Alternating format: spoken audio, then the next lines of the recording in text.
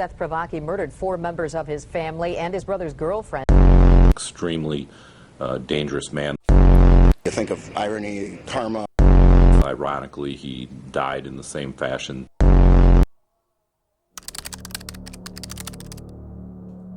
29 नवंबर 1998 के एक ऐसा दिन जिसने मिशिगन के एक परिवार की ज़िंदगी को हमेशा के लिए बदल के रख दिया। एक थैंक्सगिविंग गैदरिंग जो कि शांति से भरपूर होने वाली थी, वो एक ऐसी खौफनाक कहानी में बदल गई जो शायद ही कभी भूली जाएगी। यह है सेथ स्टीफन प्रावेकी की सच्चाई, एक ऐसे यंग मैन की कहानी जिसने अपने ही हाथों से अपने परिवार को ख़त्म कर दिया और कैसे ये एक गलत फैसला उसकी और उसके आसपास के लोगों की ज़िंदगी को हमेशा के लिए पूरी तरह से बदल के रख देती है।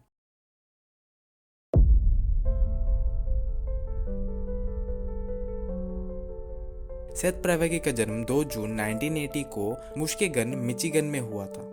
वो एक नॉर्मल परिवार में पैदा हुआ जिसमें उसके मॉम एंड डैड के अलावा उसका एक बड़ा भाई जेड और घर का इकलौता सीनियर जॉन भी शामिल था। रिच पफा हाई स्कूल का सीनियर होने के बावजूद उसका नेचर बहुत ही अलग था। सेथ प्रावेकी बचपन से एक आम टीनेजर की तरह था और उसके स्कूलमेट्स की माने तो वो अपने आप को हमेशा से एक क्वाइट और सॉफ्ट स्पोकन लड़के के रूप में प्रेजेंट करता था। लेकिन उसी की ये शांत स्वभाव और सॉफ्ट स्पोकन नेचर के पीछे एक ऐसा अंधेरा छुपा होगा वो शायद ही उस टाइम पे किसी को पता था। यहाँ तक कि उसके परिवार का भी यही कहना था कि he was a good kid, but court records और कुछ फैमिली फ्रेंड्स की बातों से कुछ और ही पता चल रहा था।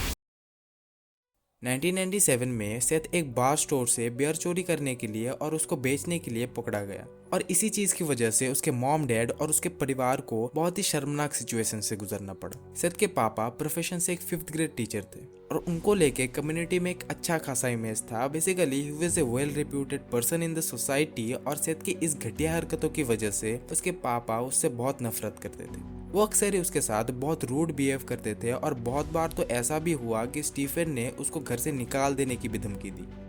लेकिन यही सारी चीजें सेथ के अंदर के गुस्से को धीरे धीरे अपने ऊपर हावी होने पे मजबूर कर रहा था और सेथ के अपने फादर और अपने परिवार के ऊपर गुस्सा आगे जाके एक ऐसा टर्न लेने वाला था जो ह्यूमैनिटी के ऊपर एक बहुत बड़ा सवाल लाके खड़ा कर देने वाला था।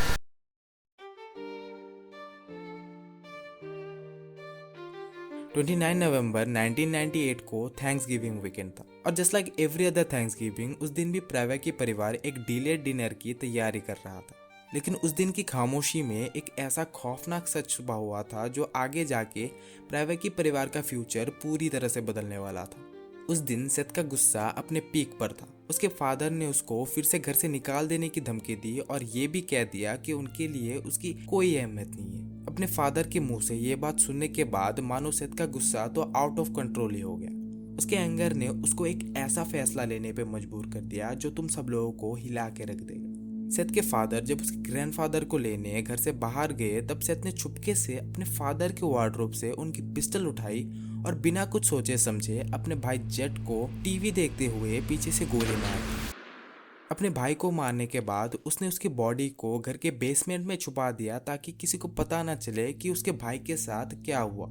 इसके बाद वो अपने फादर के लिए गैराज में इंतजार करने लगा और जब वो घर वापस आए तो सेथ ने उनके साथ कुछ देर तक नॉर्मल रहने का तो प्रिटेंड किया, लेकिन मौका मिलते ही दोनों को पीछे से गोली मारी। उसने अपने ग्रैंडफादर को 2 बार गोली मारी टू मेक श्योर कि वो जिंदा ना रहे।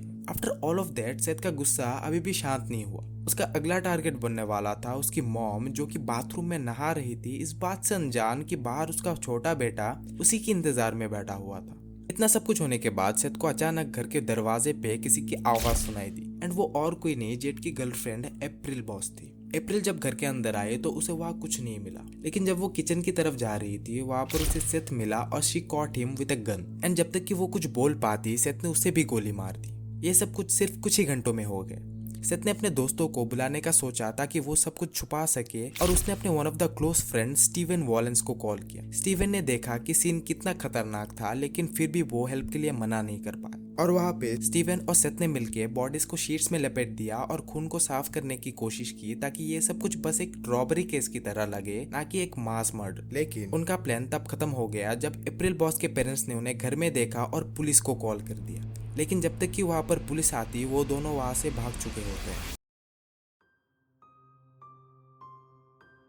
बाद में जाके स्टीवन वॉलेंस को ट्रैक करके पकड़ लिया गया और उससे उसका कन्फेशन भी लिया गया, जिसमें उसका कहना था कि उसने अपनी जान बचाने के लिए सेथ की मदद की थी और उसको भाग जाने में भी उसका हेल्प किया।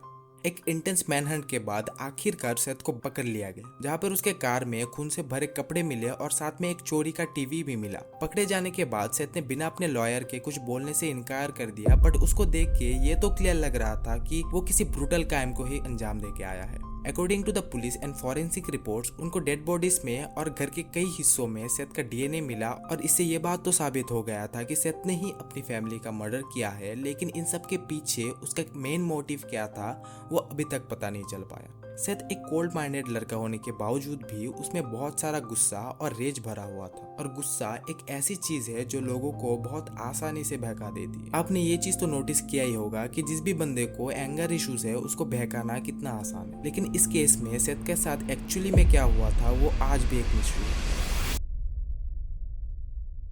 प्रावेकी के ऊपर court 5 counts of first degree murder और फेलोनी फायर आर्म्स फाइल करती है और उससे लाइफ टाइम प्रिजन की सजा भी देती है। लेकिन जेल जाने से पहले सेथ ने कोर्ट से एक आखिरी ख्वाहिश पूरा करने का रिक्वेस्ट किया। उसको जेल जाने से पहले एक आखिरी बार वर्ल्ड टूर में जाना था, लेकिन कोर्ट ने उसको साफ साफ मना कर दिया। –